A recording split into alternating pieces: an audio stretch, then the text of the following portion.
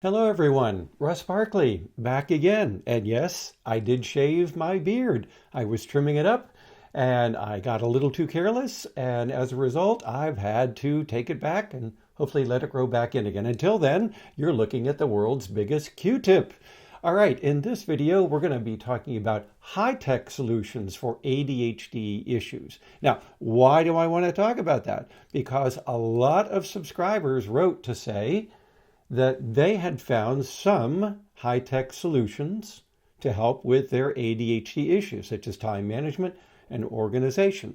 And even though I still stand by my comments that most people with ADHD found the low-tech solutions to be more useful, which is why I spent 4 videos covering those issues, some people did find that high-tech was better for them. And I concede the point. I think for some people, it might well be. So on average, low-tech might be better, but some people find high-tech better. Let's take a look at some of the suggestions I gleaned from all of the replies that I found on the 4 previous videos on this topic, that is the low-tech topic, as well as some great emails that I received from some subscribers. So I just thought I'd run through some of these in case you hadn't thought about them, because I think that these might help some of you, even though I'm not endorsing them for most or all people with ADHD. So first of all, let's take a look at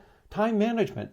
A lot of people wrote in to say that electronic calendars have proven very useful to them. And while I think that paper calendars also work well, I can't quibble with this because I actually use the Apple Calendar in my computer, tablet, and phone because they crosstalk to each other and they link up. And you can put in not only things that you have to do, appointments, tasks, and so on, you can set multiple alerts. Like I usually set an alert for the day before and then an alert for that morning, and sometimes even an alert 15 to 30 minutes before the appointment or the deadline and so on. So I get it. You know, it works for me, but I don't have ADHD, though some of you think I probably do. I don't. However, I will say that the problem with these e-calendars is that someone has to put the information in them. And sometimes that's the person with ADHD and that's all they've got. Other times we might be able to use a spouse or a partner living with us to help load this thing up and coordinate it. But I concede e-calendars might well be helpful for some people with ADHD. Now, other people wrote me to say that while it's true that tablets and smartphones and let's say computers, and I was thinking of my MacBook Air, my laptop, these may be distracting, but they reported that Apple Watches or similar devices were much, much less so. And the value of these watches is that they're with you all the time, even when you're sleeping if you choose to wear them then, but even not, they go with you. They're small enough as to not be distracting. You can't do an awful lot of stuff on these watches very easily because the apps are kind of small. And if you have big fingers like I do, it makes it even more difficult to use these devices. But I get it. They can be used for timers, alarms, reminders. Just like with my calendars, they can link up to your other devices, as with Apple.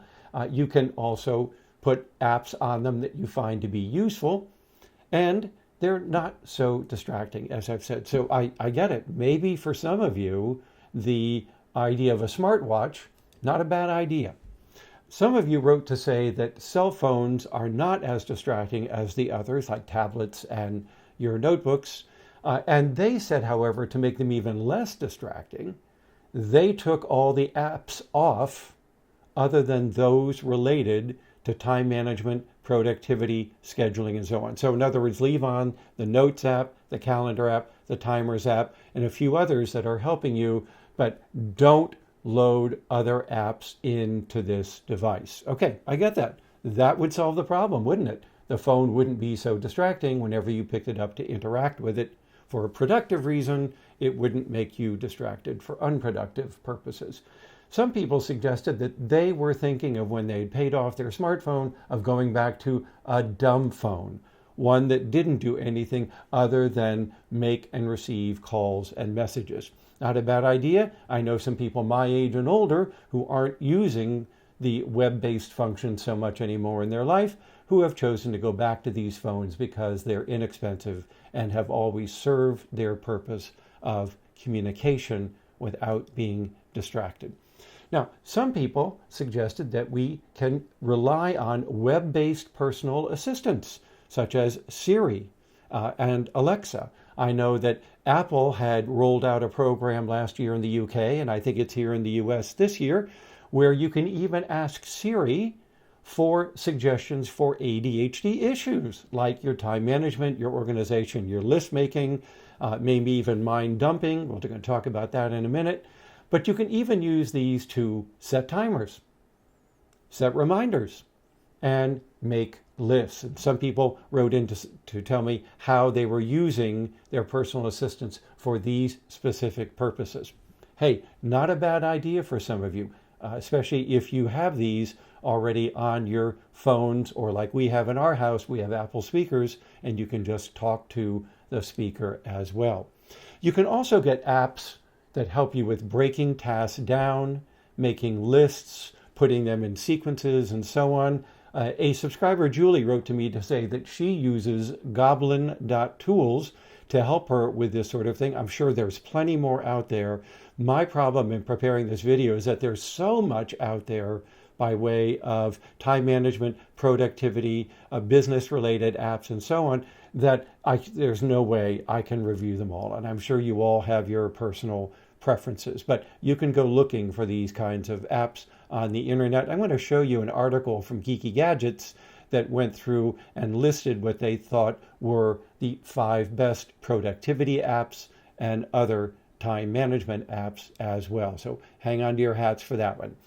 Some people wrote in and suggested that they were using AI and voice recordings as sort of a mind mapping approach to apps. I'm especially grateful to Dylan for writing me a very detailed email I'm going to read to you in just a moment about how he uses a voice recording, feeds it into a chatbot, gives it instructions for how to simplify his ideas, his thoughts into sequences and reminders, and then prints those out for the next day. We'll talk just a moment about that. And of course, as I mentioned, there are productivity apps out there. I'm going to show you an article, and I'll put it in the description that you might want to read over at Geeky Gadgets that lists some of those apps as well. And then there are the distraction blocking apps. I get that. Okay, they're on there. They'll keep you from going to websites that are big time sucks for you, and you can program them for certain times of the day while you're working. You can obviously have other people set them so that you can't deactivate them because you don't know the code word for doing so. That's not a bad idea if you have a lot of trouble with that kind of impulse control where you often override things that you've set up and then you basically gut them because you don't rely on them to the extent that you should, and you can turn them off anytime you like. But obviously Kids Place at Google Store, I think it's Box. There are a number of others that are out there that can help you with blocking websites to avoid distractions. And then finally, one person replied to my video on organization and on time management, saying that she creates 2 separate profiles in Windows, using one for her work and the other for play. And that way, when the window is open, the only thing on it are the things that she needs to get her work done. That was in response to my suggestion that you might think about having 2 separate computers, one on which you play your games and another on which you do your work.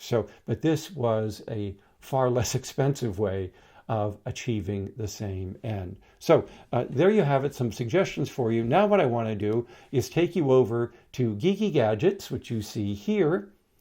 And on that is a list of the Kids Lock, this is over at the Google Store. This is the Kids Lock apps for helping to block the websites so that you are not so distracted by these more desirable and attractive ones. So there's obviously, as you see here, parental controls, kids locks, and so on. And some people found that these devices for kids were just as useful for adults. Now, back to my point earlier, here's the website for Geeky Gadgets, and here is the article that they posted a few days ago on 5 ADHD-friendly productivity apps that make staying organized a breeze. If you'll scroll down, they're also going to talk not only about productivity issues with ADHD, but they also talk about mind mapping apps to help you visualize and organize your thoughts and put them into a sequence.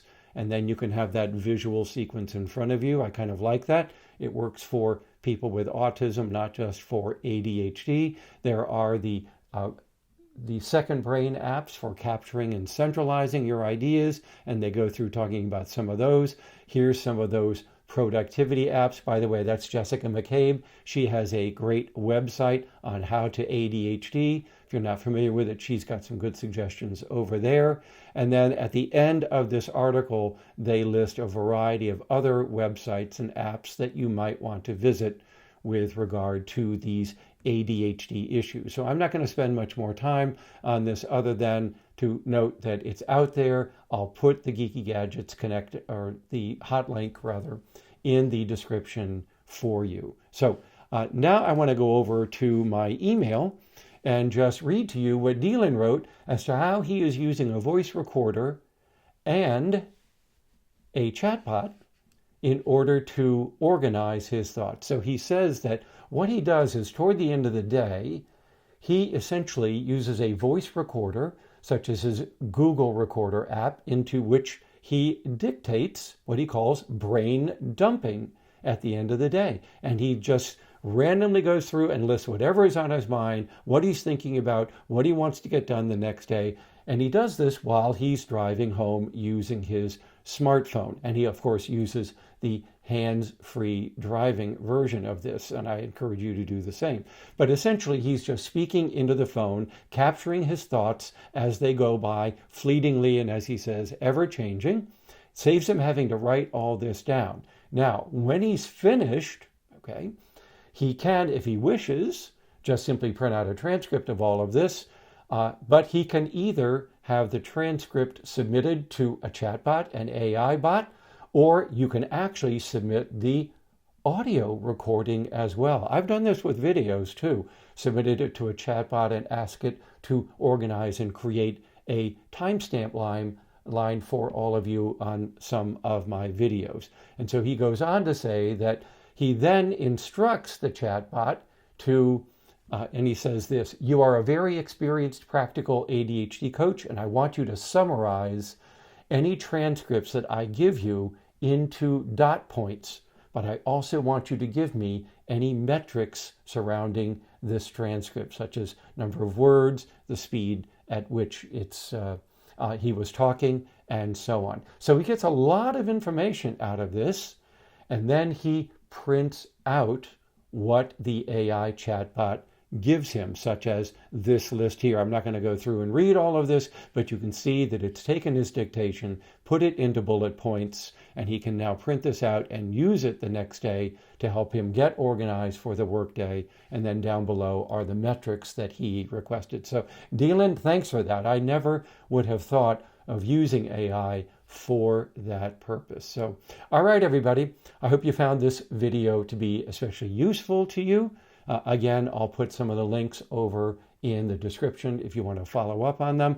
And if you want, when you choose to reply, if you choose to reply, if you can think of any other high-tech solutions that you found especially helpful, go ahead and put them in the reply so that other subscribers can benefit from your experience and wisdom. So, all right, everybody, thanks for tuning in. I really appreciate it. As always, if you're not a subscriber, think about it. If you know anybody that could use the information on this on this channel, then please recommend my channel to them. And as always, I am forever grateful to all of you for your viewing of these videos, and I hope that you find them beneficial. So, as always, live well, be well, take care. Bye for now.